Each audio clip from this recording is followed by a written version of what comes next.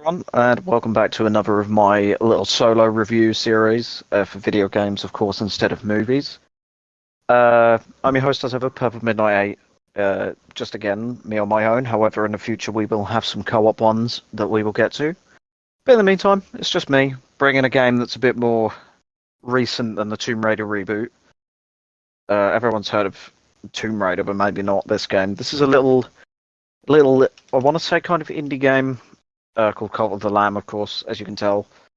A game that I didn't expect to enjoy as much as I did, but I was pleasantly surprised to, well, basically 100% it pretty fast. So, of course, today I'm looking at Cult of the Lamb, a 2022 game that I remember hearing about.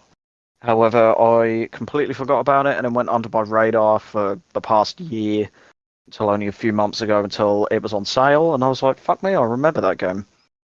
Remember seeing it, forgot about it.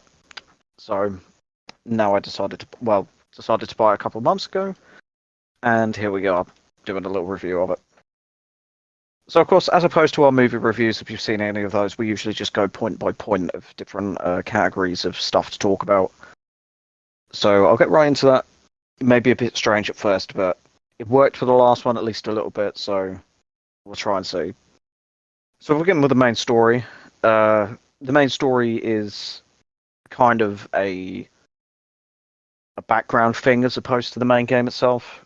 You don't really think about the story too much when you're playing it. It's not too major of a deal while you're playing it. It's not too much in your face. You can kind of forget about it if you get too sucked in by the actual game. So, an unnamed lamb, which is our protagonist, unnamed, ungendered, all that stuff, sacrificed by a cult called the Old Faith, due to a prophecy declaring that a lamb will put an end to them. The lamb then meets an entity known as the One Who Waits, who gives them an endless life in return for being a cult, for beginning a cult in his name and defeating the four bishops of the Old Faith, which are the leaders. So yeah, he basically makes a deal with a demon in return for an endless life, where they can't technically make, they can't die. Forgive me if I refer it to he or whatever. Like, it's difficult. I'm so used to having characters that have, like, defined genders and all that stuff.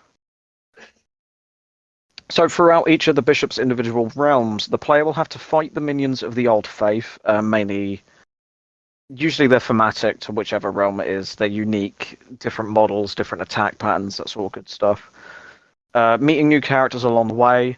Mainly that involves a minigame called Knucklebones, which is optional, but if you want your achievements and some of the follower forms and that kind of stuff, it's worth doing. I didn't really care too much, so I'll probably go back and try it in the future, but it's also how you get some of your relics and stuff, but we'll get more into, like, relics and stuff. I won't go too much into Knucklebones because I haven't really done any of that. So obviously, I don't want to talk about something I'm not too familiar with. Most of them serve to help the lamb on their quest, so there's usually like sort of recurring themes throughout different parts of the dungeons. Like there's a cat merchant, which has a bit of an overarching bit of the main plot later on. I will say we will get into spoilers in a moment, so brace yourself. So there's the cat merchant that usually gives like a follower form. Usually a heart or a present which you can give to your followers. And there's also like the weapons guy who will give you a free weapon, or the relic person which will give you a free relic. Just someone to help you along your way, but it's random chance. Providing collectibles, weapons, and abilities. So yeah, like the tarot card guy, which is just like temporary abilities throughout your run. After the deaths of the bishops, the One Who Waits demands that the lambs sacrifice themselves to allow him to return. The lamb will refuse and fight the One Who Waits alongside two of his guards. This is a long fight and it can prove painful. The two guards are also the missing children of the cat merchant, who you can later bring back to them, I think, as of a recent-ish update. So, yeah, that's pretty cool. But you will lose them as a follower, of course. So ultimately, the Lamb will triumph and indoctrinate the one who waits into the cult, reversing their roles, of course. So the master has now become the unwilling servant. However, there is a bit of dialogue as of. There's a lot of these recent updates. I forgot to mention this game is still like an ongoing sort of game. It's getting updates all the time. There's a new one coming out at the end of the beginning of 2024, which I'm looking forward to, called Sins of the Flesh, I think, which the fan base has nicknamed the Sex Update due to a tweet they made. Google that. Don't Google that, actually. That sounds bizarre. Could end up on Rule 34. Don't do that. Sorry, complete. I always lose my space when I go on a fucking tangent like that. So yeah, the Lamb will kill him. Well, he won't kill him. He'll defeat him and then indoctrinate him into the cult. As of recording, of course, following the defeat of the One Who Waits, a spectral being will appear, allowing access to a new mode called Purgatory, which we'll get into in a minute, as well as telling them the bishops that are not truly dead. The Lamb will then traverse the realms once more, defeating the bishops again and indoctrinating them into the cult. So yeah, that's as far as I can go with the main game for now. Like main plot-wise, future updates could add more sort of stuff, but that's your main stuff. So going into the gameplay now, the flesh and blood and all that good stuff of the actual game. Of course, this is what everyone fucking wants. So Cult of the Lamb, as mentioned, is a roguelike dungeon crawler revolving around the idea of using failed runs in order to improve your skills, if you didn't know what a roguelike sort of thing was. However, death is not mandatory in order to improve upon your abilities. Throughout the dungeons, you will find resources as well as new cultists to indoctrinate, allowing you to improve your cult, expand your numbers, which then allows you to take more stuff, which will then let you upgrade your abilities permanently, that sort of stuff. I will get into it in a moment, but just about main like combat stuff first. So completing said dungeons provides you with those resources as well as giving progress towards a bishop fight. Basically, you do 4 runs in the realm, and then you do you do 4 runs of the realm, and in that last run, you then get to fight the bishop. However, dying will subtract a percentage of those resources, presumably based on difficulty. I haven't tried it with several different difficulties, so forgive me for that. As well as providing no progress towards a bishop, because of course he didn't finish it.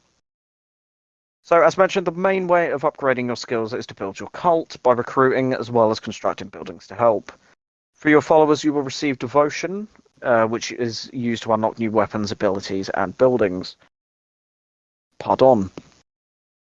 Devotion is earned from giving sermons, interacting with followers, or from followers praying at shrines. Providing your followers with what they need will keep them from dissenting, so basically protesting against you and your cult, all that good stuff. They're a pain in the ass. But as long as you keep them happy, you keep them brainwashed by performing rituals and all that good stuff, not murdering them helps. So keep them from dissenting or simply dying, but followers will pass away from old age if they are a follower for long enough. Which is quite sad when that happens. To begin with, anyway. It really caught me off guard. So, as mentioned earlier, Purgatory is a newish mode. I don't know when this update came out, so forgive me for that. Which allows you to play long dungeons every in-game day to earn currency called God Tiers. Using these, you can interact with a spectral being and receive new items and upgrades. Mainly new follower forms, commandment stones, I believe they are. So then you can get every type of ritual, every type of trait for your followers. It's helpful. I can imagine that would have been a pain in the ass before that update. So I'm just going to go into a few of my personal thoughts and stuff like that. So Cult of the Lamb is very addictive, I must say. The amount of times my lovely wife, Amelia Pelesmar, the Obsidian Nook, I'll give her a little shout out. She sat right here. Do you want to say hello? Yeah. I was literally just saying about the amount of times you would see me immediately go on Cult of the Lamb as soon as I turn my Xbox on. Very addictive, I was just saying.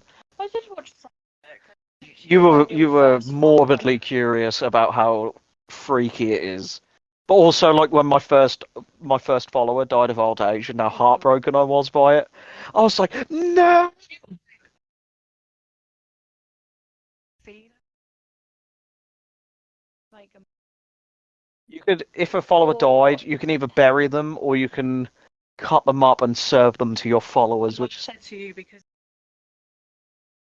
I think I buried most of them until someone was like a quest where it's like, please mince one of the followers so I can eat them. sad. It is disgusting, but I think I had some follower meat from because sometimes in the dungeons you can find like dead bodies. Yeah, it's nasty. So I don't think I actually ended up killing anyone. I did have to sacrifice a few though to open the doors, which is sad. But It's not my first follower. There was one where it was like you need a level 10 loyalty follower. I just recruited one, favorited the shit out of him, got all his faith all the way to level 10, immediately killed him.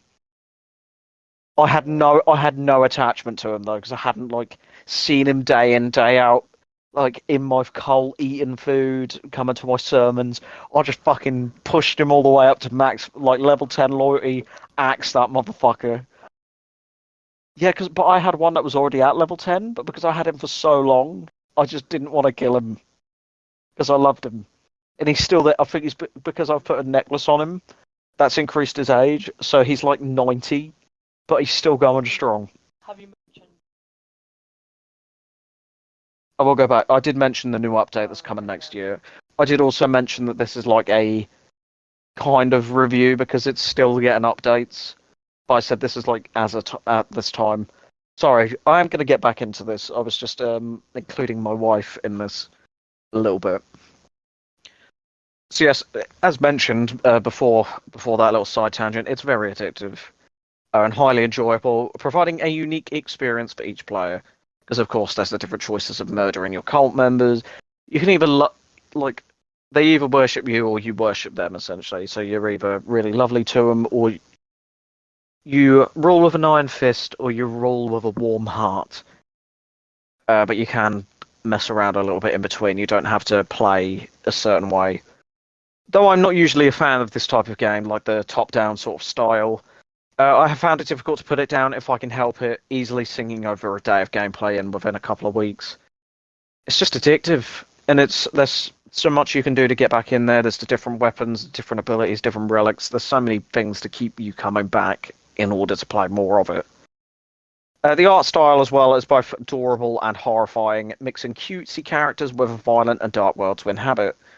If anyone's heard of a TV show called Happy Tree Friends, that is fucked. Oh, I can't watch that show. That is violently gory, and it's so like happy-go-lucky and cutesy like this, and it's just yikes. It's easy to get attached to these adorable critters, and I was genuinely rather upset when some of them would die. As mentioned, at least to begin with, when I first had my oldest follower die, after having them from the beginning and then just gone, it was very sad. Despite combat being pretty basic and run-of-the-mill for this style of game, is fluid and satisfying, as mentioned with the different types of different weapons and abilities and relics, and especially when your deck of tarot cards is just right. There is a there is a tarot card there is a relic you can get where you do more damage depending on how much how many tarot cards you have. And I had about 8, I think, at once because I was doing a purgatory run, and just absolutely wiped the floor with a fucking boss. I just entered. It's on the channel. You can find the clip on the channel. But I just entered the room, pressed the relic, killed him in one hit, just fucking wiped the floor with him. It was brilliant.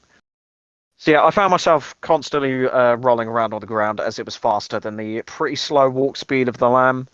However, I can't remember if it was once I finished the game or if it was one of the 2 DLCs that I got. I got a fleece, which is basically like a buff or I can't remember, a debuff.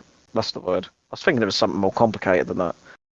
Basically, you can't roll, but you move quicker, and that was a lot of help. It was really difficult trying to avoid some of the attacks, but it's fine. I think I use that in my regular runs now. So yeah, overall, I absolutely love this game, allowing for hours to fly by quickly without realizing the amount of times I get home from work, and then before I know it, it's like, oh, it's 10 o'clock. Fucking hell. I get back usually around 4. I sink in a lot of hours.